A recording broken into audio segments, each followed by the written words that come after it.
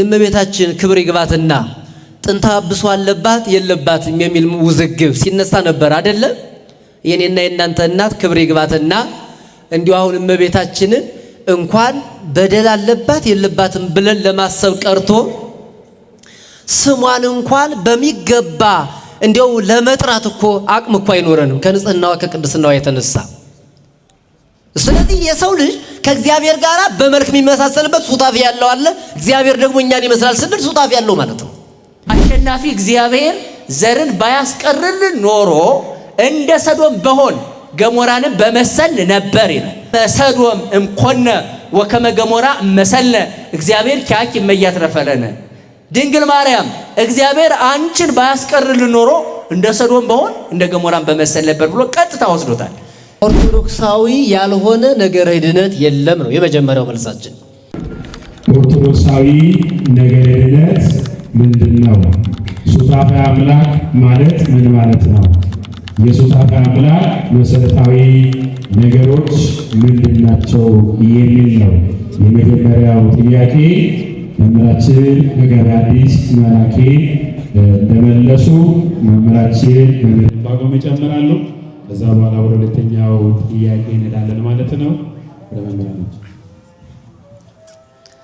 እሺ፣ ክቡር አባታችን መላከ ጽዮን ቆሞስ አባ ወልደ አማኑኤል የዚሁ ጥንታዊ ቤተክርስቲያን አስተዳዳሪ፣ ክቡር ሊቀ አእላፍ ጥላሁን የሀገረ ስብከቱና የዚሁ ደብረ ስብከት ወንጌል ኃላፊ፣ ክቡር መምህራችን መጋቤ ሐዲስ ዕንባቆም ብርሃኔ፣ ቅድም እንደተነገረው የሐዲሳት የብሉያት የቅዱሳት መጻሕፍት ትርጓሜ መምህር ክቡራን ሊቀ ልሳናት ቸርነት፣ እህታችን ዘማሪት ማርታ፣ ሌሎቻችሁም ሰላም ብያለሁ። ያው እኔ ጋር ስላልተገናኘን ነው ስም መዘርዘር ያስፈለገው። እንደምን ዋላችሁ? በቸርነቱ የጠበቀን አምላካችን ክብር ምስጋና ይድረሰው። ተቀምጬ ስለቆየሁ ቁሜ ልመልስ ወይስ ተቀምጬ ልመልስ? ቁጭ ነው። እሺ፣ እግዚአብሔር ያክብርልኝ። እንግዲህ በነገራችን ላይ ሰው ጥያቄ ሲባል እስካሁን ድረስ ያልተጠየቀ ጥያቄ የለም፣ ያልተመለሰ መልስ የለም። በእርግጠኝነት ይህን ጥያቄ የጠየቀው ሰው በራሱ ካሁን በፊት ወይ ጠይቆ መልስ አግኝቷል። እንደገና ደግሞ ሌሎቹ ምን ይሉ ይሆን የሚልም ሊሆን ይችላል፣ ደግሞም ለማወቅም ሊሆን ይችላል። እና ጥያቄዎች አዳዲሶች አይደሉም፣ መልስም አዲስ መልስ አይኖርም። ሆኖም ግን ትናንት የነበረ ኦርቶዶክሳዊ ክርስቲያን ዛሬ ላይ ኖር ይችላል። ትናንት የመጣበትም ደግሞ መቼም ትናንት በሌላ በዓለም ውስጥ የነበረ ሰው ዛሬ ወደ ቤተ ክርስቲያን መምጣት ሲጀምር ጥያቄዎች ሊፈጠሩበት ይችላሉ። በአንድም በሌላ መንገድ ጥያቄዎች ሁልጊዜ ቢነሱ ያላወቀውን ሰው አሳውቀው ይሄዳሉና በጎ ነው። ይሄ ቢለመድ ጥሩ ነው ላለው ጥያቄው ኦርቶዶክሳዊ ነገረ ድህነት ምንድን ነው የሚለው እንግዲህ አላበዛም፣ በጣም አጭር ነው ማድረገው። ኦርቶዶክሳዊ ነገረ ድህነት ማለት በነገራችን ላይ ጥያቄው ወደኛ ቤት ከመጣ በእኛ ቤት ኦርቶዶክሳዊ ነገረ ድህነት ማለት ነው ከተባለ ኦርቶዶክሳዊ ያልሆነ ነገረ ድህነት የለም ነው የመጀመሪያው መልሳችን። ምክንያቱም ኦርቶዶክሳዊ ነገረ ድህነት ካለ ኦርቶዶክሳዊ የሌሎቹ ነገረ ድህነት አለ ማለት እኮ ነው። ስለዚህ የሌሎቹ ነገረ ድህነት አናውቅም፣ የለም። ኦርቶዶክስ ይህንን ስለማታውቀው ስለማታስተምረው ግን ነገረ ድህነትን ቤተ ክርስቲያን እንዴት ትገልጠዋለች፣ እንዴት ታስተምረዋለች በሚል እንደዚህ ቀጥ ቢል ብዬ አስባለሁ። ምናልባት ሐሳብ መሻሪ አይደለም። ኦርቶዶክሳዊ ነገረ ድህነት ሲባል ኦርቶዶክሳዊ ነገረ ድህነት የሚባለው በሙሉ ኦርቶዶክሳዊ ነው። ሌላ ነገረ ድህነት አናውቅም እኛ አይደለም እንዴ? እኛ ምንድነን? ሃይማኖታችን ምንድነው? ኦርቶዶክስ ብቻ አይደለም። ምንድነው ሃይማኖታችን? ኦርቶዶክስ ተዋህዶ። ሁለቱ አይነጣጠልም። ስለዚህ ኦርቶዶክስ ወይም ደግሞ ቤተ ክርስቲያን ነገረ ድህነትን እንዴት ትገልጠዋለች እንደሚል አይነት ነው። ወደዚያ የተጠጋጋ አቅራብ ስሌት ያለው ነው። ስለዚህ ኦርቶዶክሳዊ ነገረ ድህነት ማለት ነው ለሚለው ኦርቶዶክሳዊ ነገረ ድህነት ረቂቁ ገዘፈ፣ ግዙፉ ረቀቀ፣ የማይታይ አምላክ በሚታይ ስጋ ተገለጠ። የሚታየው ስጋ መለኮት ሲዋሃደው ረቂቅ ሆነ። የስጋ የሥጋ ገንዘብ ለቃል የቃልም ገንዘብ ለሥጋ ተዋህዶ አምላክ የማይዳሰሰው አምላክ ተዳሰሰ፣ የሚዳሰሰው የሚጨበጠው ሰው ረቀቀ። የዘመን የሚቆጠርለት ሥጋ ዘመን የማይቆጠርለትን ሆነ። በምን ምክንያት? ዘመን የማይቆጠርለት አምላክ ሰው ሆኖ ሥጋ ለብሶ ዘመን ተቆጠረለት ተብሎ ሲነገርለት ኦርቶዶክሳዊ ነገረ ድህነት የሚጀምረው አምላክ ሰው ሆነ፣ ሰው አምላክ ሆነ ብሎ ማመን ሲጀምር ነገረ ድህነት በዚህ ነው የሚተነተነው። ሰው አምላክ የሆነበት ለምንድን ነው? ማን ነው አምላክ ሰው የሆነ ለምንድን ነው ሲባል ለማዳን። መልሱ እሱ ነው። ማንን ለማዳን? የወደቀውን የሰው ልጅ፣ ክብሩን ያጣውን የሰው ልጅ፣ ከክብር የተዋረደውን የሰው ልጅ ለማዳን ረቂቁ አምላክ የማይታየው መለኮት እሳተ መለኮት የኛን ሥጋ ሲዋሃድ በቸርነቱ ሥጋን ቻይ አድርጎ መለኮትና ሥጋ ሲዋሃዱ እሱ ባወቀ ያን እንዳይጠፋፉ ከሁለት ባህሪ አንድ ባህሪ ከሁለት አካል አንድ አካል በራሱ በስልጣኑ ኢየሱስ ክርስቶስ ተብሎ ከሦስቱ አካል አንዱ አካል እግዚአብሔር ወልድ በእኔና በእናንተ ሥጋ ተገልጦ የእመቤታችን ሥጋ ማለት የኔና የእናንተ ሥጋ ማለት ነው። ያ ማለት ግን የኔና የእናንተ ሥጋ ማለት የእመቤታችን ሥጋ ማለት ነው ስንል ግን እንደኔና እንደናንተ ኃጢአት የሚስማማው የሚሰክር የሚሳከር የሚራብ ምንድነው ይሄ ኃጢአት የሚስማማው ማለት አይደለም።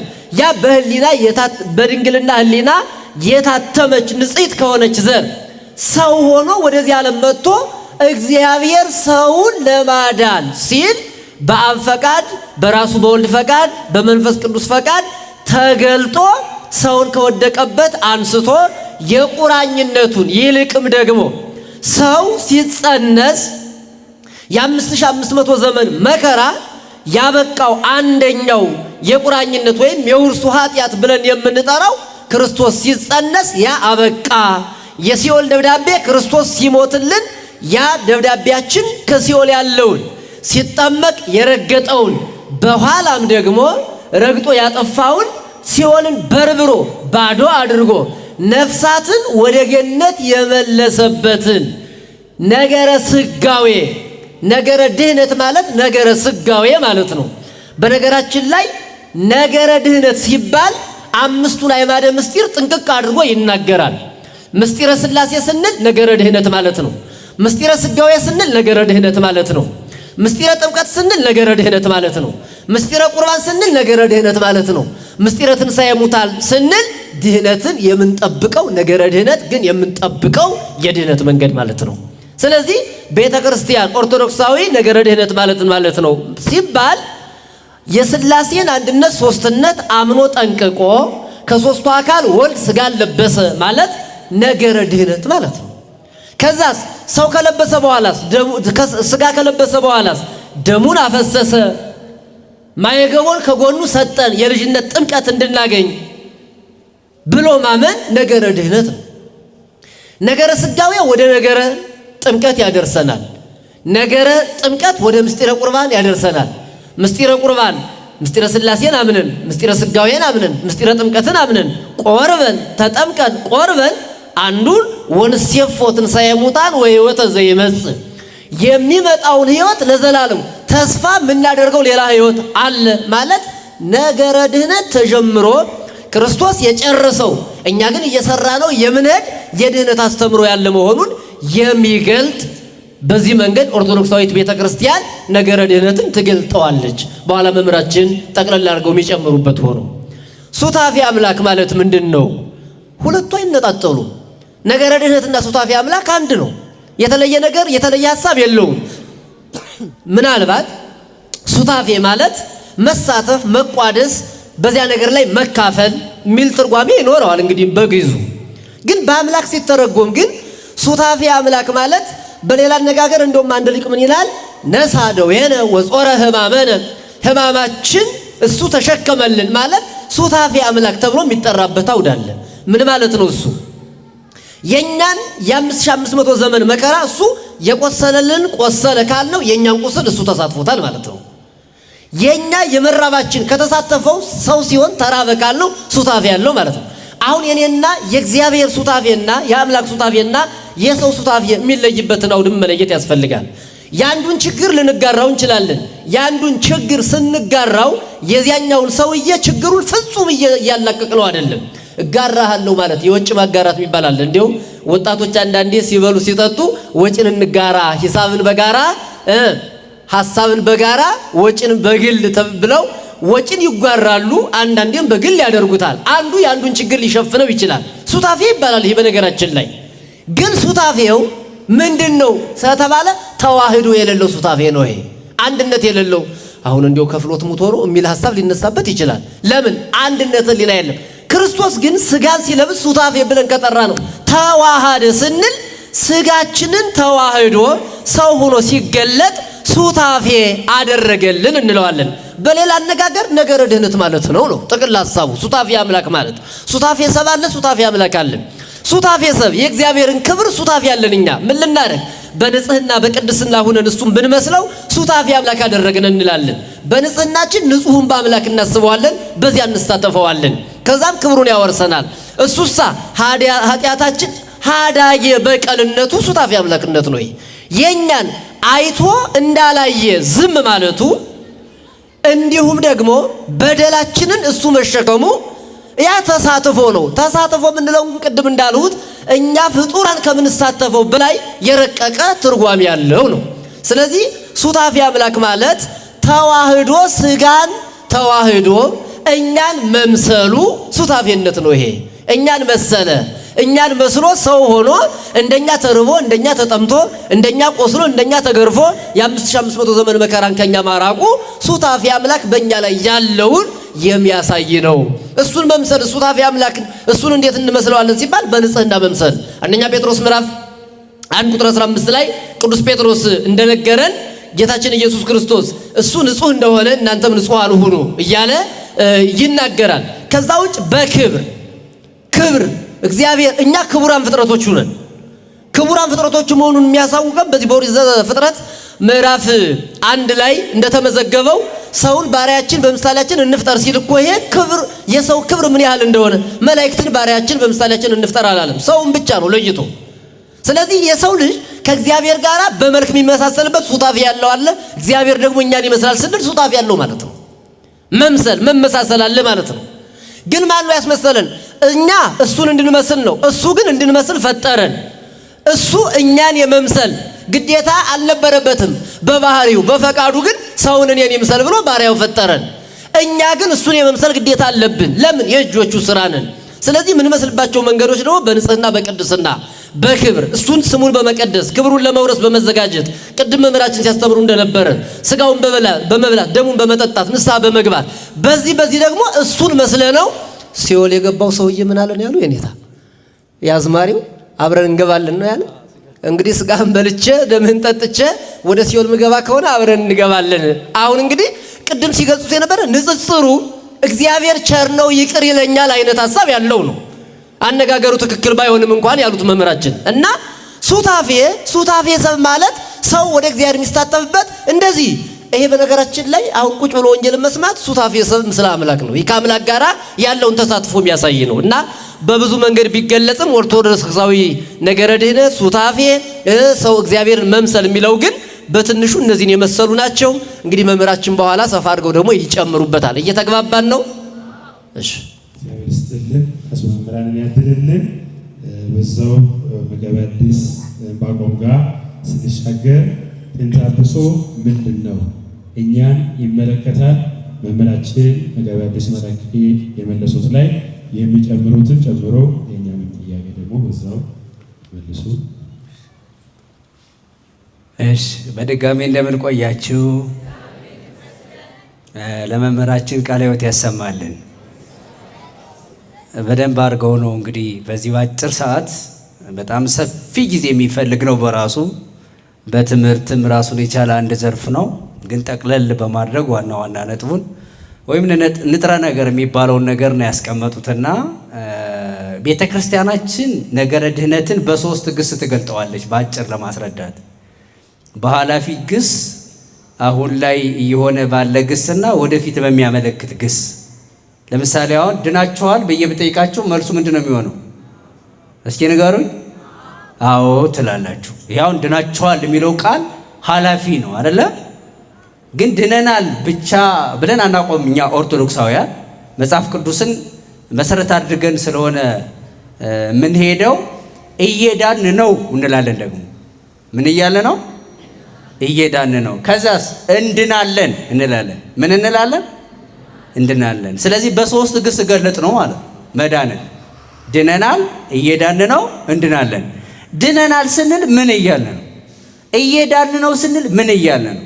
እንድናለን ስንል ምን እያለ ነው? በጣም ሰፊ ማብራሪያ ቢፈልግም ግን በአጭር ለማስቀመጥ ድነናል ስንል ኢየሱስ ክርስቶስ ከጽንስ ጀምሮ ከመጸነስ ጀምሮ መምህራችን እንዳሉን እስከ እርገቱ ድረስ ባደረገው የማዳን ስራ ነፃ አውጥቶናል።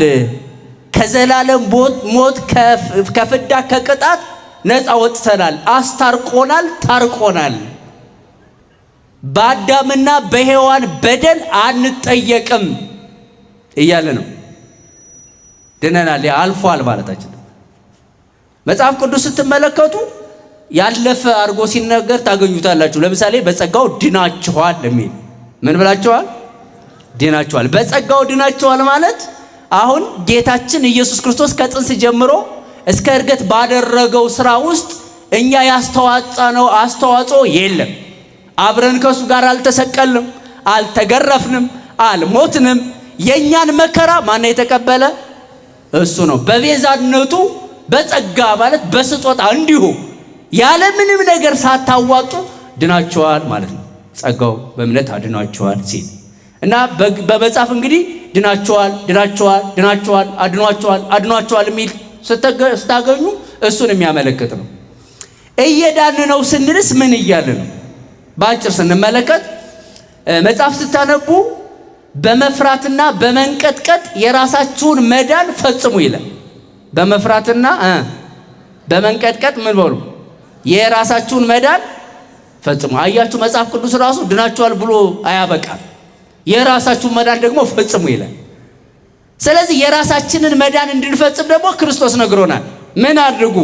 አንደኛ እመኑዋል፣ ሁለተኛ ተጠመቋል፣ ሶስተኛ የክርስቶስ ሥጋና ደም ተቀበሉዋል፣ አራተኛ ክርስቲያናዊ ስነ ምግባር ስሩ አለ። መጽሐፍ ቅዱስ ስትመለከቱት አንድ ቦታ ላይ በእምነት ሰው እንደሚድን ይናገራል።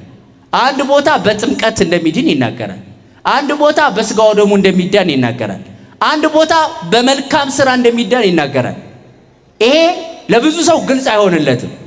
ለምሳሌ ቀለል አድርጌ ለማስረዳት አንድ ሰው ስለ አየር ጥናት ቢሰራ አየር ጥሩ ነው፣ ለሰው መሰረታዊ አስፈላጊ ነገር ነው እያለ ስለ አየር ይዘረዘራል። አንዱ ደግሞ ስለ ውሃ ቢያጠና ውሃ መሰረታዊ አስፈላጊ ነው፣ ለሰው ልጅ ያስፈልጋል፣ ቢታጠቡበት ያነጣል እያለ ይጽፋል። አንዱ ደግሞ ስለሆነ ነገር ቢናገር እንደዛ ይላል። ከዛ አንድ ሰው የሚኖረው በነፋስ ብቻ ነው ማለት ያለበት፣ ሰው ለመኖር ነፋስ ያስፈልገዋል ነው ማለት ያለበት።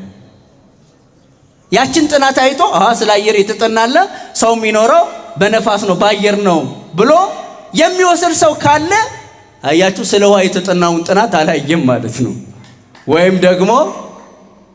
ወይም ደግሞ ሰው የሚባለው እንዴት መኖር እንደሚችል አያውቅም ማለት። አሁን ብዙ ሰዎች የሚሸወዱት መጽሐፍ ቅዱስ ላይ በእምነት ይዳናል ያለውን ይዘው በቃ በእምነት ብቻ ትድናለህ ይላል። የተጠመቀም ይላል እኮ፣ የክርስቶስ ሥጋና ደም የተቀበለም ይላል እኮ፣ መልካም ስራ ያለውም ይላል እኮ። ኦርቶዶክሳዊ ነገረ ድነት መጽሐፍ ቅዱስን በምላት ስለምንረዳ አንድ ሰው ለመዳን እምነት ያስፈልገዋል። ማርቆስ 16:16 አለ። የዮሐንስ ወንጌል ምዕራፍ 3 ቁጥር 16 አለ። ሌሎችን መጥቀስ ይቻላል። ግን ጥምቀት እምነት ብቻ ሳይሆን ጥምቀትም ያስፈልጋል። እንዲያውም ያዕቆብ እምነት ብቻ አያድንም ነው ያለው። ሰው በእምነት ብቻ ሳይሆን በስራ እንዲጸድቅ ታያላችሁ። የያዕቆብ መልእክት ምዕራፍ 2 ቁጥር 24 ላይ ማለት። ስለዚህ ምንም ያስፈልጋል አለን? ጥምቀትም ያስፈልጋል። በዛሬው ዕለት ጠዋትም በነበረው መርሐ ግብር እንደተማራችሁ ተስፋ አደርጋለሁና የዕለቱ ወንጌል በራሱ ሰው ከምንና ከምን ካልተወለደ ነው የሚለው? ከውሃና ከመንፈስ ካልተወለደ ወዴት አይገባም? ወደ እግዚአብሔር መንግሥት አይገባም ማለት ይሄው ወንጌል ነው።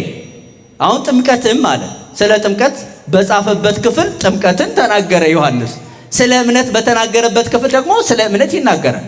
አሁንም ቀደም ስጠቅስላችሁ የነበረው የዮሐንስ ወንጌል ምዕራፍ 6 ቁጥር 53 ላይ የሰው ልጅ ሥጋ ካልበላችሁ ደሙንም ካልጠጣችሁ በራሳችሁ ሕይወት የላችሁም ማለት ሥጋዬን የበላ ደሜን የጠጣ የዘላለም ሕይወት አለው አለ። ሙሉውን ስታነቡት እንደዚያ ነው የሚለው። ስለዚህ እምነት፣ ጥምቀት፣ የክርስቶስ ሥጋና ደም አስፈላጊ ነው። ይሄ ብቻ አይደለም። የዘላለም ሕይወትን የምናገኘው ከዚህ ጋር መልካም ስራ ያስፈልጋል። የማቴዎስ ወንጌል ምዕራፍ 25 ቁጥር 31 ጀምራችሁ ብታነቡ ጥሩ ነው። እዚያ ላይ እንደሚናገረው መልካም የሰሩት ወደ እግዚአብሔር መንግሥት ይገባሉ፣ መልካም የሰሩት ክፉ የሰሩት ወደ ገሃነመ እሳት ይገባሉ። አያችሁ፣ ይሄ ብቻ አይበቃም። አሁን አምነናል፣ ተጠምቀናል፣ እየዳን ነው ማለት አሁን እኛ አምነናል፣ ተጠምቀናል፣ የክርስቶስ ሥጋና ደም ተቀብለናል፣ መልካም ስራ እየሰራን ነው። ስለዚህ ሁለተኛው ምዕራፋችን እየዳን ነው እንላለን። እንድናለን የሚለውስ እሱ ደግሞ በማቴዎስ ወንጌል ምዕራፍ 24 ቁጥር 13 ላይ ስትመለከቱ እንዲህ ይላል፣ እስከ መጨረሻው የሚጸና እርሱ ይድናል። እስኪ እስከ መጨረሻው በሉ። የሚጸና እርሱ ይድናል። አያችሁ፣ አሁን አምነን ተጠምቀን የክርስቶስ ሥጋና ደም ተቀብለን ክርስቲያናዊ ስነ ምግባር እየሰራን እስከ መጨረሻው ማለት እስከ ሞት ድረስ ካልታመን የሆነ ላይ ሰርዘን ብንለዋውጠው ብንተው እንድናለን? አንድንም። እንደዛማ ቢሆን ኖሮ ይሁዳ ይድን ነበረ። ይሁዳ እኮ ሐዋርያ ነው። ከደቀ መዛሙርቱ ጋር አብሮ ተምሯል። እግሩንም ታጥቧል። መድኃኔ ዓለም ክርስቶስ አጥቦታል። የክርስቶስ ሥጋና ደምም ተቀብሏል። መጨረሻ ግን አምላኩን በገንዘብ ለውጦ መዳኑን አጣ ወይስ አገኘ? አጣ፣ ሲኦል ገባ። ከዚህ እግዚአብሔር አምላካችን ይሰውረን። በዮሐንስ ራእይ ላይም ተቀምጧል። ምዕራፍ 2 ቁጥር 10 ላይ ኩን መሃይምነ እስከ ለሞት ወውበከ አክሊለ ሕይወት፣ እስከ ሞት ድረስ የታመንከውን የሕይወትን አክሊል እሰጥሃለሁ ይላል። እና እንደው ጉዳዩ ሰፋ ያለ ስለሆነ ጊዜን በዚህ እንዳልጨርሰው ይሄንን በዚህ ላብቃውና ወደሚቀጥለው ጥያቄ ወደ ተጠየቁት ልሂድ። ምን ነበር አስታውሰኝ? ጥንተ አብሶ ምንድን ነው? እኛን ይመለከተናል የሚል ነው።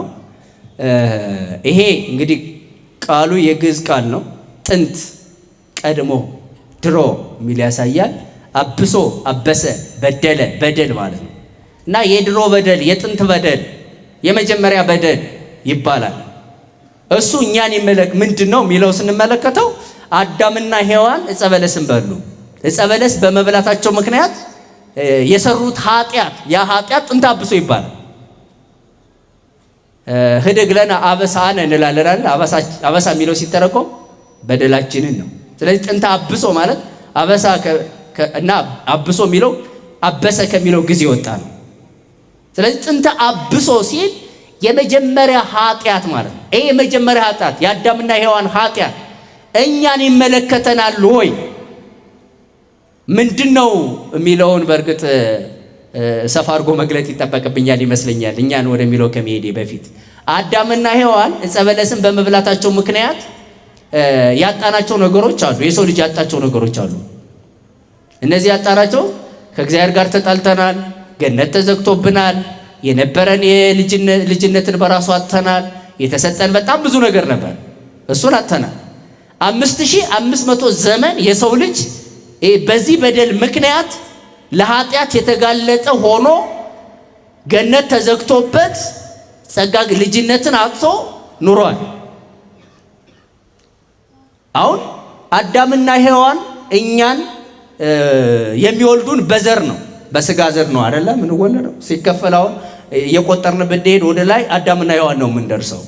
በጥቅሉ ሰው ስለበደለ የሰው መበደል ሰው ለሆነ ሁሉ ምንን አጋጥሞታል ማለት ነው?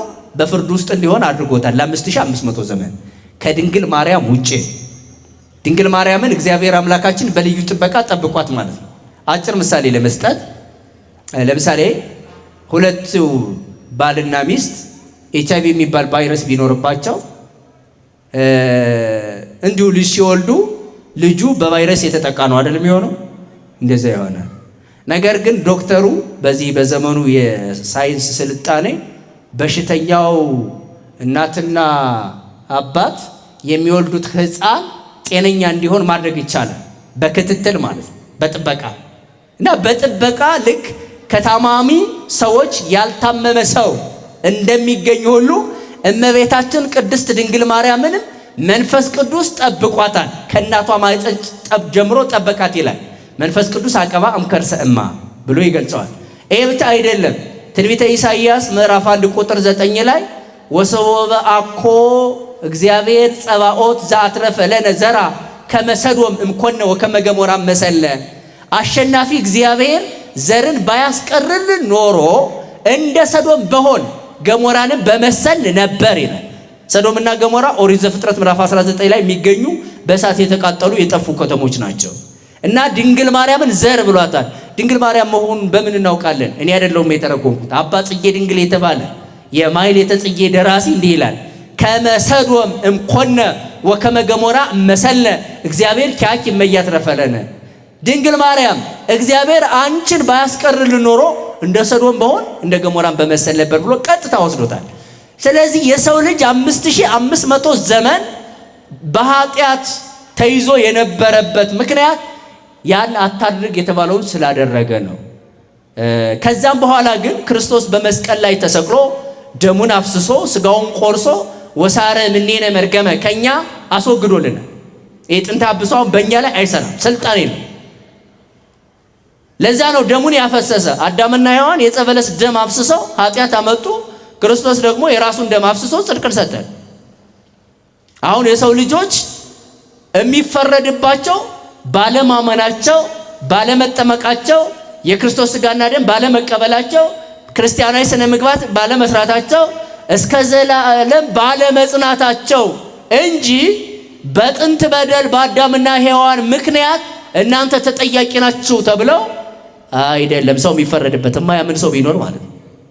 ለዚህ ጥንተ አብሷን በእኛ ላይ ስልጣን የለውም፣ አይሰራም፣ ተሽሯል ማለት እግዚአብሔርና ሰው ታርቋል፣ እርቅ ተፈጽሟል። ያኔ እኮ ተጣልተን ስለነበረ ነው። እና ከጊዜ አንጻር መምህራችንም ስለሚጨምሩበት ይሄንን ይመስላል። ይቆየን። እግዚአብሔር ይስጥልን። መጋቤ ሐዲስ አስበ መምህራንን ያድልልን። ለመጋቤ ሐዲስ መላኬ ሶስተኛ ጥያቄ፣ በዚህ ጊዜ በመላው ዓለም ማለት በሚቻል ሁኔታ ፈውስ፣ ትንቢት፣ ተአምር ጋር የተያያዙ ነገሮች በጣም እያስቸገሩ ናቸውና ፈውስ፣ ትንቢት፣ ተአምር የክርስትና አስተምሮ መሰረታዊ ጉዳይ ነውን?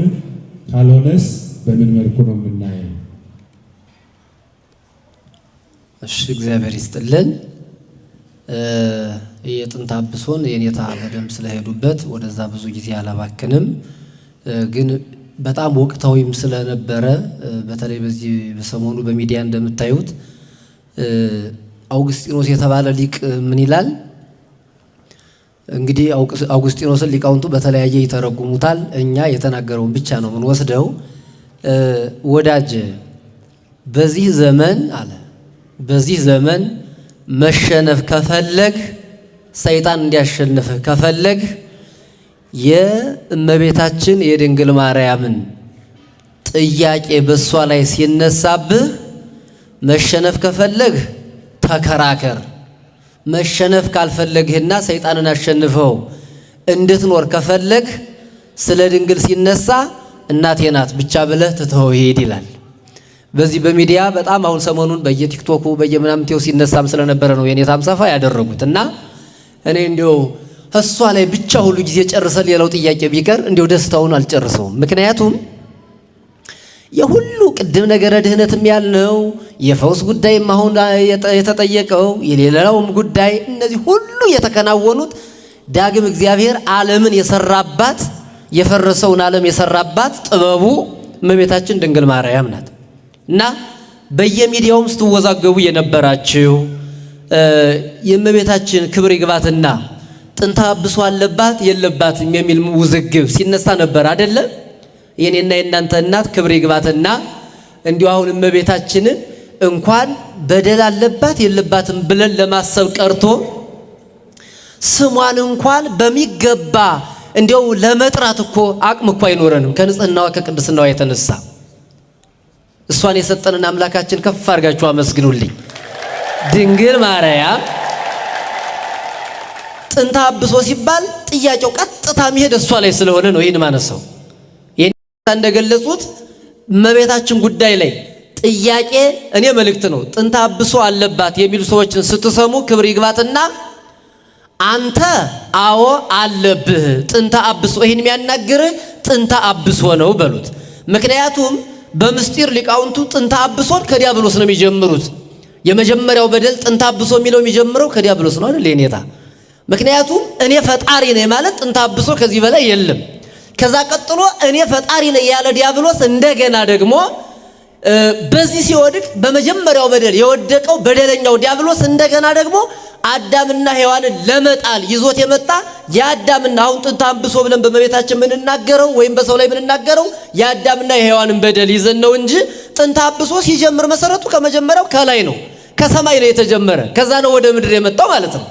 ያው ግን ከላይ የፈሰሰው ውሃ ወደ ታች ይደርሳል። ስለዚህ የመጀመሪያው ጥንተ አብሶ ጀማሪው ፋብሪካው ዋናው የሱ መንፈስ ስላደረብህ ያቺ ዳግሚት ሔዋን እመቤቴ ግን እሷን ስለ ጥንተ አብሶ ሳይሆን ሰማይና ምድርን በንጽህናዋ ጌታዬን ጎትታ ያመጣች አባ ሕርያቆስ እንደነገረን እግዚአብሔር ከሰማይ ሆኖ አይደል ያለ ከሰማይ ሆኖ ወደ ምስራቅ ወደ ምዕራብ ወደ ሰሜን ወደ ደቡብ ፈለጋለ በንጽህና ጎትቶም ያመጣው ያን የውርስን ኃጢአት የሚያጠፋ ምክንያት የምትሆነው አጣ። ግን ፈልጎ አንቺን አገኘ። ከዛ መጣና አንቺን ተዋሃደሽ የዓለም መድኃኒት አደረገሽ፣ የድነት ምክንያት አደረገሽ። ያን ጥንተ አብሶ ቀድሞ የኃጢአት ፋብሪካ ዲያብሎስ እናትሽ ሔዋንን አባትሽ አዳምን የመጀመሪያውን የሱን ስራ መፈንቅለ መንግስት ሊያካሂድ የነበረው ዲያብሎስ ተሳክቶለት ወረደ። የተሳካለት መውረዱ ነው። የተሳካለት ከክብር ማነሱ ነው። በዚያ ስራውን አስፋፍቶ እናትና አባትሽን ሊያወርዳቸው መጣ። እሱንም አሳካ። በኋላ ደግሞ እግዚአብሔር ደግሞ የተገፉትን ማንሳት ይወዳልና ይላል። የተገፉትን ማንሳት ይወዳልና ማንሻ ምክንያት አደረገሽ ብሎ ሊቁ እንዳመሰገናት እመቤታችን ቅድስት ድንግል ማርያም ላይ ጥያቄ ሲነሳ እንኳን ጥንተ አብሶ ታማልዳለች አታማልድም የሚል ጥያቄ ሲነሳ ጆሮአችሁን ይዛችሁ ሩጡ። ምን በሉ በማርያም ጆሮአችሁን ይዛችሁ ምን በሉ ምን ላለመስማት እመቤቴን የሷን ክብር የሚነካ ስም አጉዳፊ ስታዩ ጆሮአችሁን ይዛችሁ ሩጡ እንጂ አትከራከሩ። መልስ ለመስጠትም እኛ ትንሽ ነው ምንናገር እንጂ ያንቀጠቅጣል እኮ የእመቤታችን ነገር ምእመናን። ህሊና እኮ አይችለውም። ሊቅ ተናግሮ እኮ አይጨርሰውም። እግዚአብሔር ባወቀ እንዲያውም ሊቃውንቱ ምን ይላሉ? እግዚአብሔር ምስጢር አለው። ምስጢሩን ደግሞ እንደ ድንግል ማርያም ምስጢር የገለጠለት ፍጥረት የለም። አንደኛ የሥላሴን ምስጢር አዋቂ እመቤታችን ናት። አሁን ምስጢር አዋቂው ናት ማለት ነው። የምስጢር ጓዳው ናት ማለት ነው። ምን ማለት ነው? ምስጢሩን የሚያስቀምጥባት ናት ማለት ነው። ሁለተኛው ምስጢር አዋቂ ዮሐንስ መጥምቅ ነው። ሶስተኛ ምስጢር አዋቂዎች ሐዋርያት ናቸው።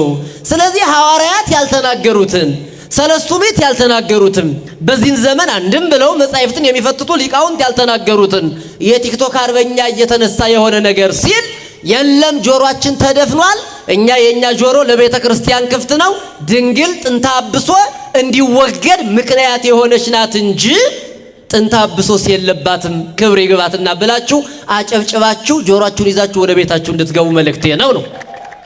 ይሄን ካልሆይ ወደ ተጠየቁት ያው የተነሳው እንደው ዝም ብሎ ቅድም የኔታ ሲናገሩ እየነዘረ የነበረው ውስጤን እና የእመቤቴ እንትኗ ስሟ ሲነሳ ምእመናን እኛ ይውላችሁ አኩፋዳችን ትዝ ነው የሚለን። አኩፋዳችን በትራችን ትዝ ነው የሚለን። ያን ትልልቅ ውሻ ጥርሱን እያስታገሰች አኩፋዳችንን ሆዳችንን ሞልታ እሷ እንጀራ ሆና ባዶ አኩፋዳ ይዘን ሄደን እኮ አኩፋዳችንን ሞልተን ምንመለስ ከዛ በኋላ ቅኔውን መጽሐፉን ሁሉን ነገር እኮ እንድናጠናቀቅ ምክንያት የሆነችን የረዳችን እሷ ናት። እና የእሷን ነገር ተቀምጦ መናገር ይጨንቀናል ይውላችሁ። ከዛም ደግሞ ክርስቶስ ስጋውና ደሙን ስጋዬን ብሉ ደሜን ጠጡ ብሏል ሲል ቅድም ሊቁ ሲያስተምሩ የነበረ እመቤታችንን ጥለን ይህን እንዴት ልናስበው እንችላለን? ያንቀጠቅጣል ምእመናን፣ ያንዘረዝራል። ስራችሁ ደማችሁ ማርያም ማርያም ካላለ ክርስቶስ ክርስቶስ ማለት ውሸት ነው። እንዲህ ይላል ሊቁ ቤተ ክርስቲያን ትትመሰል በእቶነ እሳት ቤተ ክርስቲያን በእሳት ምድጃ ትመሰላለች። ለምን ካልኸኝ ምድጃ ጥሬው ይበስልባታል። ምኑ ይበስልባታል? በማርያም ምኑ ይበስልባታል? ምድጃ ጥሬው ይበስልባታል። ቢመሽም ይምሽባችሁ፣ ቢመሽም ቤተ ክርስቲያን ነው ያለ ነው። ምን አለ እዚህ እንዳለን መልአከ ሞት መጥቶ ሙልጭ አድርጎ ቢወስደን ደስ አይላችሁም? እስኪ አጨብጭቡ ደስ ካላችሁ። አሁን መልአከ ሞት መጥቶ እያንዳንዳችሁን ይዣችሁ ልሄድ ነው ቢል አንዳንዱ ባንኪን ያህል ብር ነበረኝ፣ አንዳንዱ ኮንዶሚኒየም የአዲስ አበባ ሰው ነው በርግጥ ኮንዶሚኒየም ቆጥቤ ሳይደርሰኝ፣ አንዳንዱ ደግሞ እገሌ ጋር እኮ ተጣልተን ፍርድ ቤት እንዲህ አይነት ኬዝ ነበረን ወይኔ ልክ ሳላገባው ብቻ ምክንያታችን ብዙ ነው። እውነታችሁን ነው። እንዲሁ ቤተ ክርስቲያን እንዳለን ማርያም እንዳለን መልአከ ሞት መጥቶ ቢወስደን በምን እድላችን። ለዚህ ሞት ያብቃን ሁላችንንም። እና ምን አለ? ቤተ ክርስቲያን በእሳት ምድጃ ትመሰላለች አለ። ለምን ካላይ ምድጃ ጥሬው ይበስልበታል። ሕፃናት ሲያለቅሱ ወደ ምድጃ ነው እናታቸውን እየጎተቱ ይዘው የሚሄዱ አለ። ስለዚህ ቤተ ክርስቲያን የምግብ ነው ምድጃ ናት ካለ የምግብ ቦታ ናት ማለት ነው። ከዚያሳ የቤተ ክርስቲያንን ምግብነት የምታስበው ከምድጃው ላይ ምን አለ? ምግብ አለ። በሌላ አነጋገር ቤተ ክርስቲያን ምድጃ ናት ካልሃት ቤተ ክርስቲያን የተመሰረተችው በድንግል ማርያም በኩል ክርስቶስ ደሙን አፍሶ ነው። በሌላ አነጋገር እመቤታችን ምድጃ ናት ይላታል። ምንድናት አለ? ለምን ካላይ ምድጃ ላይ ምንድነው የሚገኘው? ምንድነው የሚገኘው? ምግብ ነው የሚገኘው። እሳትም ይገኛል። ልክ ናችሁ እኮ ምድጃው የለም በቃ ተቃጠልኩ ይህን እሳት አጥፉልኝ ብሎ ያውቃል? አያውቅም። ድንግልም ደግሞ መለኮት እሳት ሲዋሃዳት ስጋ መለኮትን ችላ ቻዩ አምላክ አስችሏት በሱ ጥበብ መለኮትን እሳትን ተዋህዳ እሳት ተዋህዷት በሱ ጥበብ ተዋህዷት እሳትን የወለደች የምግብ ማቅረቢያ የምግብ ማብሰያ ማቅረቢያ እውነተኛዋ ምድጃ የኔና የናንተ ጥንተ አብሶ እንኳን ለሷ ለኔና ለናንተም ላይ ጥንተ አብሶ እንዲርቅ የሆነች ምክንያት የሆነች እሷ ናትና ክብር ምስጋና ይድረሳት እናቴ። መጨረሻ የተጠየቀው ጥያቄ ፈውስ ተአምር በዓለም ላይ ብዙ ፈተና እያመጣ ነው የሚል ነው። ይህ እንግዲህ የዘመኑ ፈተና ነው። በነገራችን ላይ ፈውስም ተአምርም እነዚህ የቤተ ክርስቲያን መለኪያዎች አይደሉም፣ ሚዛኖች አይደሉም። ይደረጋል። ለምን ከተባለ አባቶቻችን ያደርጉታል። ሌላው ይቅርና አንድ ተአምር ልንገራችሁ። አንድ ተአምር አሁን ከስንት ሰዓት ጀምሮ እንደሆነ አላውቅም፣ ሊቃውንቱ ማይሌት ይቆማሉ። 3 ሰዓት 4 ሰዓት ጀምሮ ማይሌት ይቆማሉ። እየሰማችሁ ነው? ማይሌት ሲቆሙ የሚያስታውሱት እግዚአብሔር ሰማይና ምድርን የፈጠረበትን ዕለት መጋቢት 29 ከዛ እንደገና ደግሞ ዓለምን ፈጥሮ ነበርና ዓለም የተባለው ሰው እንደገና ፈረሰበት በኃጢአቱ ሲፈርስ እንደገና ሊሰራው ቅድም ያልነው።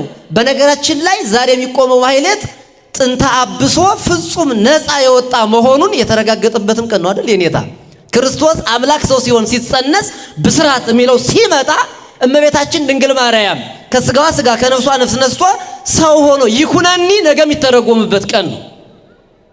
ስለዚህ ተአምር ማለት ሊቃውንቱ ውሃ ሳይጠጡ እንደቆሙ ከቆሙ ሳይቀመጡ ከዘረጉ ሳያጥፉ ስቡሕ ወውዱ ዘሳረረ ኩሎ ዓለም በአሐቲ ቃል በአንዲት ቃል ሰማይና ምድርን የፈጠረ ጌታ ዘላለም በላይ በሰማያት በታች በደቂቀ አዳም የተመሰገነ ነበረ፣ አሁንም ይመሰገናል፣ ነገም ሲመሰገን ይኖራል ለዘላለም እያሉ ሊቃውንቱ ቁጭ ሳይሉ ትልቅ ከበሮ ይዘው ጸናጽሉን አዋህደው መቋሚያውን አዋህደው ያን ሁሉ እግዚአብሔርን ሲያመሰግኑ ያድራሉ። ከዚህ የበለጠ ታምር አለ? በቃ አንዱ ታምር ይሄ ነው፣ ይደረጋል በቤተ ክርስቲያን ማለት ነው። ፈውስስ ምንድን ነው?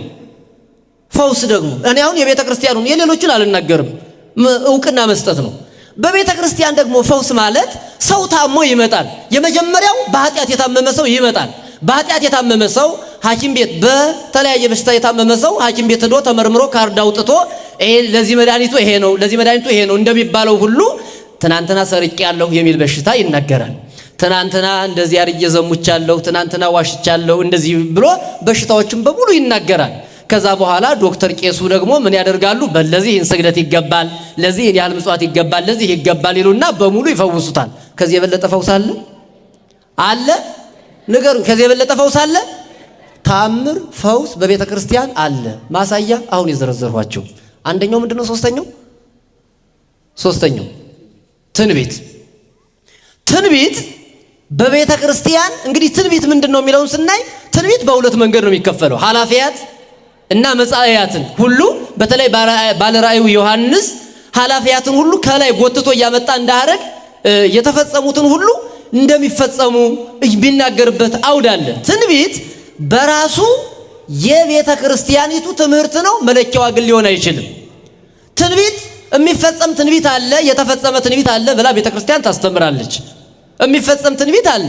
ለምሳሌ አንድ ብቻ ልናገር፣ ክርስቶስ ይመጣል። እውነት ሐሰት ትንቢት ነው አይደል? ይሄ ምን ሊያረግ ይመጣል? ምን ሊያረግ ይመጣል? ንገሩኝ። ምን ሊያረግ ይመጣል? ሊፈርድ ይመጣል። ይህ ትንቢት ነው፣ አልተፈጸመም።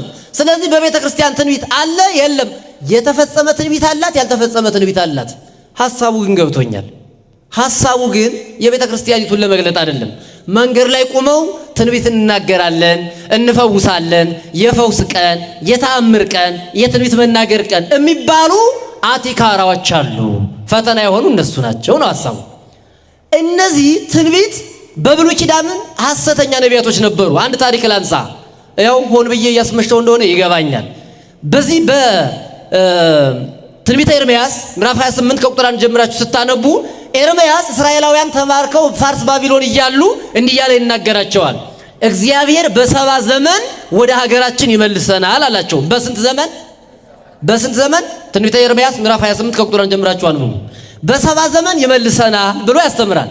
ከዛ በኤርምያስ እግዚአብሔር በሰጠው ጸጋ የሚናደድ አንድ ደግሞ ሐሰተኛ ነቢይ ሐናንያ የሚባል ነቢይ ደግሞ ተነሳ ይላል። ሐናንያም ደግሞ እኔም ትንቢት አማረኝ አለ። ልክ እንደዚህ ዘመን ኢሳይያስ ትንቢት ተናገረ ሲባል ገሌ የሚባል ይሰማል፣ ድምጽ ይሰማል። ፓስተር ገሌ የሚባል ደግሞ እንደ ኢሳይያስ ትንቢት ተናግሮ አይደለ እኔስ ምን ያንሰኛል አለና በዚህ ዘመን እንደዚህ ነው እንደዚህ ነው እንደዚህ ነው ብሎ መናገር ጀመረ። ልብ በሉ፣ ይሄ ማንን ይመስላል ካላችሁ ሐናንያን ይመስላል። እና ኢሳይያስ ማን ነው? ኤርምያስን ተመለከተና ሐናንያ የለም አለ። ህዝቡን ሰበሰበና እግዚአብሔር በ70 ዘመን ሳይሆን ወደ ኢየሩሳሌም የሚመልሰን በ2 ዓመት ነው አለ። በስንት ዓመት? ስንቱን ቀነሰው ማለት ነው? 68ቱን ቀንሶ እስራኤል ደስ አላቸው ለጊዜው። ያ ኤርምያስ የሚባል ዝም ብሎ ያልሆነውን ትንቢት እየተናገረ ዘመኑን አረዘበብን ብለው ማጉረምረም ጀመሩ። አሁን ተመልከቱ፣ ቀለል ባለ ነገር ያስደስተናል። ማንን ተከተሉት? ህዝቡ ሐናንያን። ልክ እንደዚህ ዘመን አሁን እውነተኛ መምህራንን ማን ይከተላቸዋል? አንዳንዶቻችሁ እገሌ ሲያስተምር ትምህርቱ አይገባም ትሉናላችሁ። አንዳንዶቻችሁ ደግሞ ላይላዩን ነው እንጂ እገሌ የሚባለው ነው ጠለቅ ሚል ትላላችሁ። እንደዚህ ዘማዊ ትውልድ እኮ ነው። በነገራችን ላይ ዘማዊ ማለት እኮ ሴት ከወንድ ወንድ ከሴት ብቻ ማለት አይደለም። ዘማዊ ማለት በአንድ አለመጽናት ማለት ነው። አለመርጋት ማለት እኮ ነው።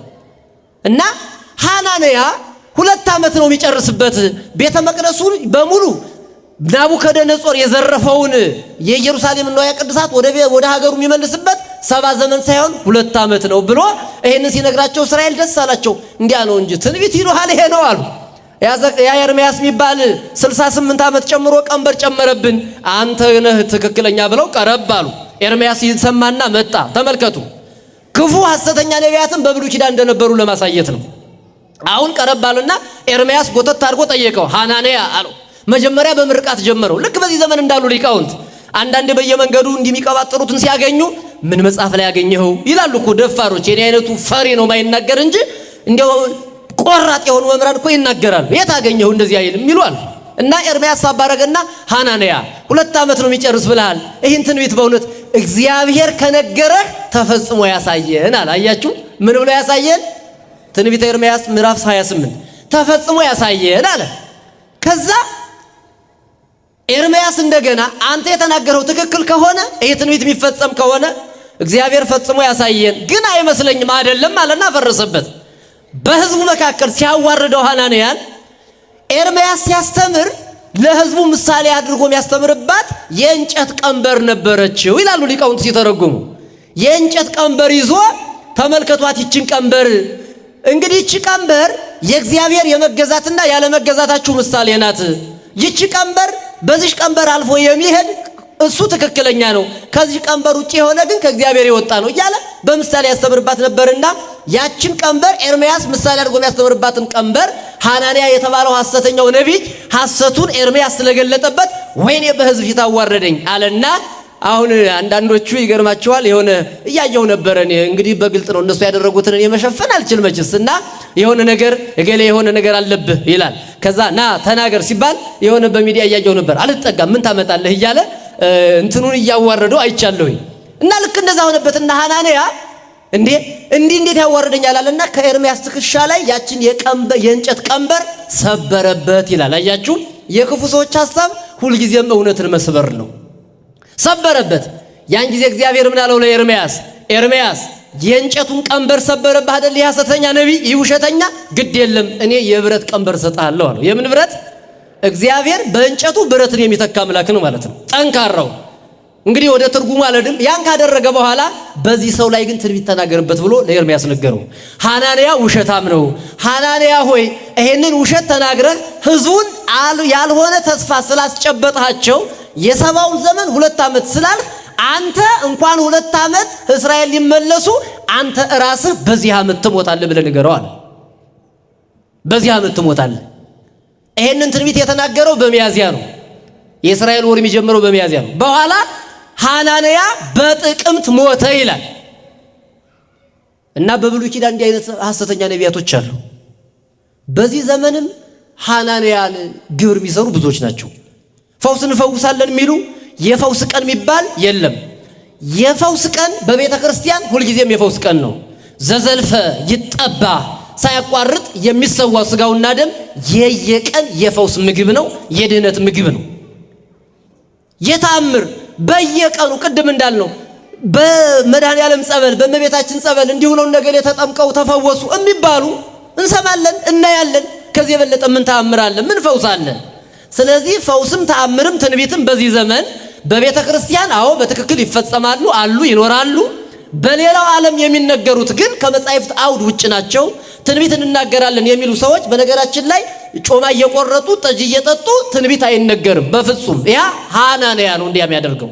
እውነተኛ ትንቢት የሚናገሩ አሁን በገዳም እንኳን እኛ እኮ ቤተክርስቲያን አንጠርጥራ ነው ወንፊት አላት። በገዳም አባጌል የሚባል ባይታዊ መልእክት ልኳል፣ በዚህ ዘመን እንደዚህ ይሆናል እየተባለ ነው የሚል መልእክት እንኳን ሲመጣ መጀመሪያ ቤተክርስቲያን ምን ታደርጋለች? ወንፊት ታቀርባለች። ምን ታቀርባለች? ወንፊት ታቀርብና ይሄ ነገር ከመጻሕፍት አንጻር እንዴት ነው ትልና ታንጠረጥረዋለች፣ እንዲህ ታንጓልለዋለች። ከዛ እውነተኛ አባቶች የሚናገሩት ትንቢት መሆኑን ስታረጋግጥ አዎ እንዲህ አይነት ነገር በዚህ ዘመን ይፈጸማል የሚለው ልትናገር ትችላለች። አሁን ግን ቤተ ክርስቲያን እንኳን በየመስመሩ ትንቢት ተናጋሪ ነው የሚሉትን ቀርቶ ነው ወጣቶች በተለይ እንድትጠበቁ። ፈውስ ቀን የሚባል የተአምር ቀን የሚባል ቤተ ክርስቲያን ከመጣን ሁልጊዜ ተአምር ነው። ቤተ ክርስቲያን ከመጣን ሁልጊዜ ፈውስ ነው። ቤተ ክርስቲያን ከመጣን የትናንትን ትንቢት ትናገራለች፣ ቀጣይ የሚፈጸመውን ትናገራለች።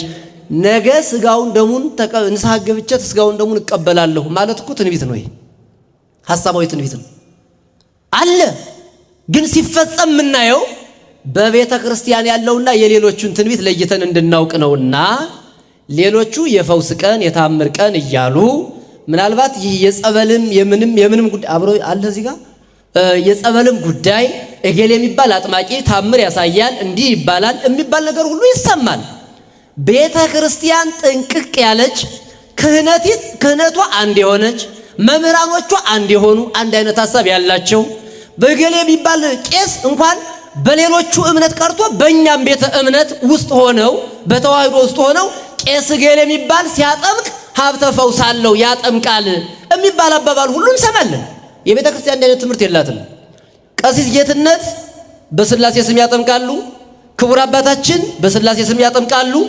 ስልጣን ስንት ናት? ስልጣን ስንት ናት? አንዲት ስልጣነ ክህነት የጴጥሮስ ሌላ፣ የእንድርያስ ሌላ፣ የቶማስ ሌላ ስልጣን አልተሰጠም። እንዲያውም ሲጠራቸው ሙታንን አንሱ፣ ህሙማንን ፈውሱ፣ ለምጻሞችን አንጹ፣ ጴጥሮስን ለብቻው እንዲህ አድርግ አላለውም። ስለዚህ ለእገሌ የሚባል የተለየ የማጥመቅ ስልጣን የተሰጠ የሚባል ነገር የለም። እገሌ በዚህ ቀን መጥቶ ያጠምቃል ሲባል ከሰማችሁ ፉርሽ ነው። ያ አንዱ ቄስ ከአንዱ ቄስ በክህነት የሚበልጥበት መንገድ የለም። ስለዚህ በጥምቀትም በእኛ ቤተ እምነትም እገሌ የጥምቀት እዚህ መጥቶ ስለሚያጠምቅ እንሄድ እንፈወስ ብላችሁ የምትጃጃሉ ምእመናን ካላችሁ ቤተ ክርስቲያን የትም ብትሄዱ በስላሴ ስም ነው ጥምቀቱ የሚፈጸመው። ካህኑ እግዚአብሔር በሰጠው ስልጣን ነው የሚያጠምቀው። ማስለፍለፍ፣ ማስጮህ፣ በዚህ ቀን ውጣ፣ የሰይጣን ቀጠሮ መያዝ ምን ማለት የታባህ ነው ያዝካት ምን ትስ እንዲህ አይነት ኢንተርቪው በቤተ ክርስቲያን አስተምሮ የለም። ጌታችን ኢየሱስ ክርስቶስም አፍን ዝጋ ውጣ ነው ያለ። እነ ጴጥሮስም ውጣ፣ ሐዋርያትም ውጣ፣ በኢየሱስም ውጣ። በቃ ሌላ ነገር የላትም። እና ታምር ፈውስ የሚለው በቤተ ክርስቲያን ሁልጊዜም ይደረጋል። የሚደረግበት መንገድ ግን የዘወትር ስራዋ መፈወስ የዘወትር ስራዋ ስለሆነ ቤተ ክርስቲያን ቀን ቆርጣ በዚህ ቀን ብቻ ብላ ግን እንደ ሌሎቹ አታደርግም ለማለት ነው። በጣም ያሰፋሁት የእመቤቴ ጉዳይ ውስጣችን ስለሚነካን ከዛም ደግሞ ፈተና በዚህ ዘመን ያለው ፈተና ከባድ ስለሆነ ነውና ካጉል ትንቢተኞች፣ ካጉል ታምር አድራጊዎች፣ ካጉል ፈውስ ያልተፈወሱ ፈዋሾች፣ ታምር ያልተደረገላቸው ታምረኞች፣ ለራሳቸው ትንቢት የተነገረባቸው የራሳቸውን ትንቢት መፈጸሚያ ከሆኑ ሰዎች ራሳችንን ጠብቀን ቤተክርስቲያን የምትለን ሰምተን እንድንኖር መልእክቴ ነው። እግዚአብሔር ያክብርልን።